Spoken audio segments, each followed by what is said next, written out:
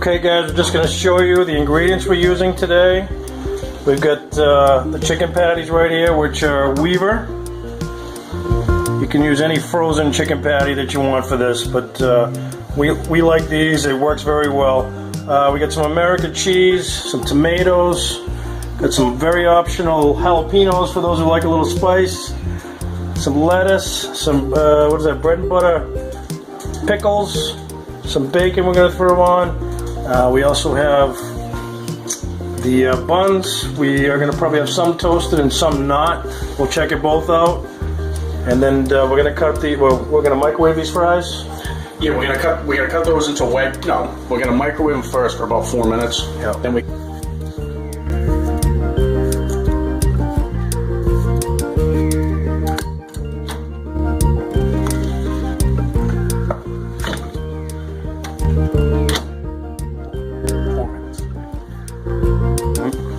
All right, so we're gonna hit these hard with a lot of seasoning and a lot of oil because the potatoes are going to suck up both the oil and the seasoning. What are you putting on that right now?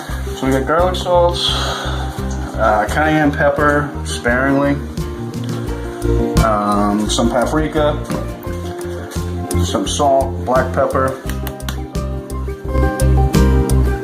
and after we get the seasoning on, we're going to toss and put more seasoning on so that every piece gets coated with some seasoning. Then we got lastly just some mixed up crazy salt, just a spice blend. You can pretty much use anything you like.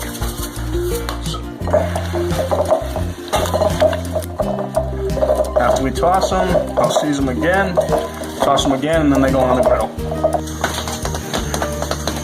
Alright guys, we're going to put a little oil on the griddle. Get ready for potatoes.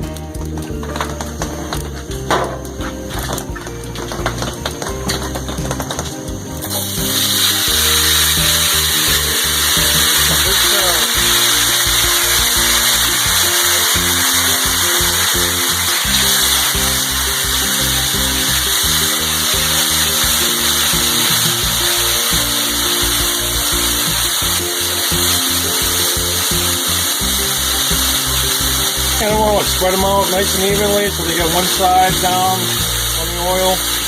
Yeah, so you gotta get them all. We want to put them all in contact with the grill, and then leave them. Because if you start trying to move them around before they brown, you're just gonna break them and end up with potatoes stuck in your griddle forever. We'll make a second video on how to get that off.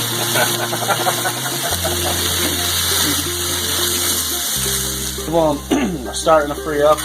Look, some are still sticking. That one's okay. This guy's still a little stuck. Wow, no, he's coming up. So if you try to move these and they're stuck, don't move them. If you wait long enough, then they're gonna release themselves from the griddle, which is about where we're at now. So we're gonna start flipping them. Take them up off.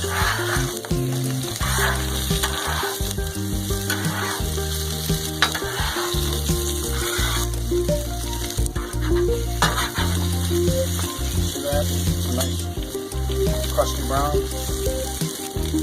Nice.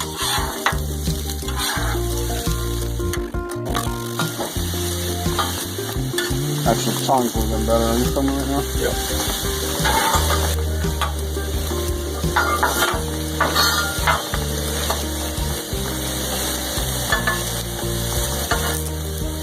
So Nate's doing a great job flipping these over right now. We're going to turn all of them over.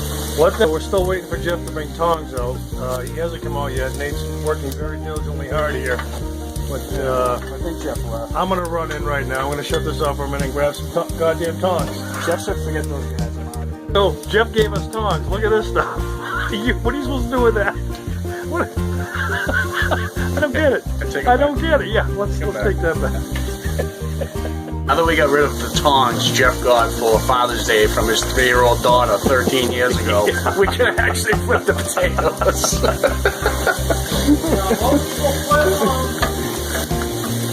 Come from your great-great-grandfather? Ketos video, right? You gotta have the griddle hot enough with anything with a breading that when you put it down, the breading fries and doesn't suck up the oil. Oh. There you go. That's the sound you want. So while Jeff's doing that, Yeah, go ahead, Nate. We just put the potatoes to the side. Go ahead, Nate. You can explain. yeah, we moved the potatoes off to the side. The burner over there on the right is off. Those are done. Took longer than we thought. Took about 7 minutes on the second side. So listen, you just worked hard to build up the crust on these, right? And How good those came out. right, so you don't want to lose that crust. If you pile all those up or you put them in a tin like this, they're going to start to sweat and they're going to get more squishy. So keep your crust, keep them in a thin layer on the griddle. This is a great trick for keeping food warm. There's an enormous amount of heat that rolls off the back of the griddle and the side of the griddle.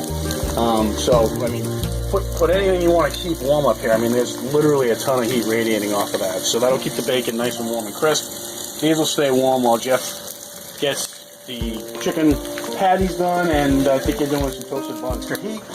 And the chicken rondelette sandwich here, we're just going to grill up some jalapenos. A little oil. Should probably put that on the kids' sandwiches. Drop them right there. Don't put them on the kids' sandwiches. Unless you're mad at one of your kids. Bad surprise. And you definitely want to kind of keep it separate from everything because the heat will travel to the other things you're cooking on the griddle. Yeah, the jalapeno oil gets on the griddle and it runs up across it because you have a really spicy french fry, right? That's correct. But these are fresh from the garden and they get some good heat to them. Maybe from your garden? My garden. Nice. We'll do a video on that sometime. Should we? Alright guys, we're right at about 4 or 5 minutes. We checked one, seems like it's got a good crisp on the side. Jalapenos are done. So we're going to put the jalapenos off to the side there. Put a little separate container there so that way they don't spread.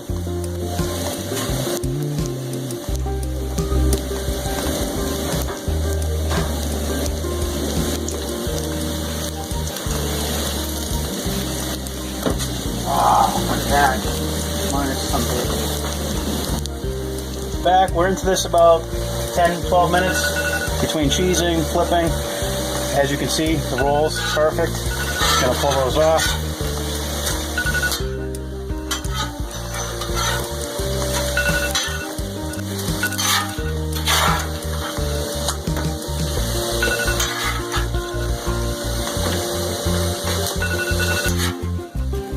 Those came out nice, huh? They look nice and crisp.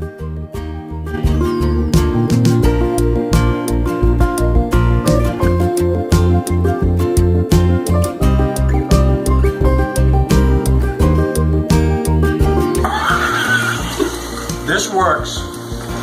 Regular meal, quick meal during the week.